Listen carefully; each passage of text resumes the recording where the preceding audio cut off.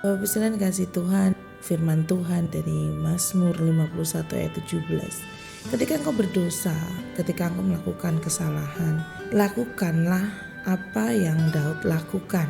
Bertobat bukan melemparkan kesalahan kepada yang lainnya, melainkan berlutut di hadapan Allah, mengaku dosa kita, bertobat dengan jiwa yang hancur, yang sungguh-sungguh, yang memohon pemulihan daripada Tuhan, yang menginginkan bahwa ada kebaikan Tuhan untuk mengampuni setiap kita.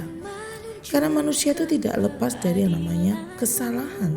Itu pentingnya untuk kita selalu punya hati yang merendahkan hati kita di hadapan Tuhan. Bukan lagi kesombongan. Mungkin kita berkata, orang Kristen harusnya sudah berbuah. Ya kalau belum gimana? Ya punyai hati untuk terus datang ke Tuhan. Aku mau Tuhan. Karena buah-buah roh itu bukan dihasilkan dari perbuatan kita. Buah-buah roh dihasilkan dari pekerjaan Roh Kudus dalam hidup setiap kita. Makanya perlu untuk kita selalu melekat kepada Tuhan, melekat kepada Roh Kudus, belajar bersama dengan Roh Kudus.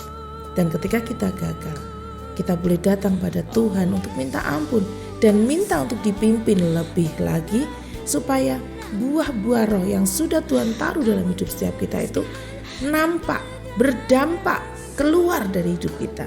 Minta anugerah Tuhan, selalu minta anugerah Tuhan, karena hanya Dia sajalah yang akan membawa kita mengalami itu semua. Kita harus membangun persekutuan dengan Tuhan, karena persekutuan itulah yang menyembuhkan kita dari segala dosa dan kesalahan kita. Tetaplah berjalan di dalam kasih, bukan di dalam ketakutan. Sebab di dalam kasih tidak ada ketakutan. Engkau boleh datang pada Tuhan dengan segenap hatimu, tidak takut. Kenapa? Datanglah kepada Bapakmu, datanglah kepada Tuhanmu. Dia baik, Dia ramah, Dia kasih. Kasihnya itu agape, kasih ketika kita bahkan belum berbuat apa-apa. Kasih ketika kita itu masih di dalam dosa. Kasihnya sudah ada buat kita.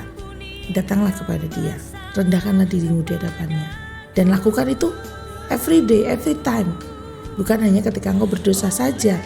Artinya selalu ada persekutuan yang aktif dengan Tuhan.